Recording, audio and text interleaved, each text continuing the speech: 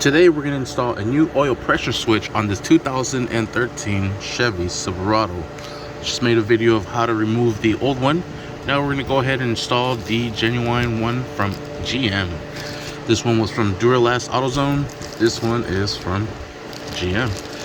So we'll go ahead and open this up. We're going to be using a 1/2 inch ratchet with extension and a swivel and size 27mm socket to get this due. So let's go ahead and undo this package. Now we'll go ahead and install our sensor.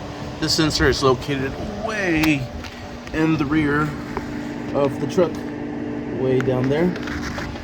So let's go ahead and put that sensor into place.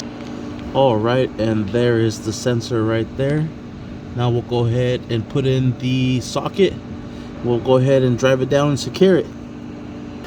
All right, getting that socket in there's a pain, but once you get it in there, go ahead and just secure it all the way down and just make sure it's tight, not too tight, because you do have a lot of leverage with that. All right, now we'll go ahead and connect our pigtail. Should have a little safety latch, so once you click it, push the little safety latch down and we are set. You want to make sure it clicks into place. Let's see if we can hear the click. And there it clicked. Got the safety down and we are set. Now we're gonna go ahead and climb out of here.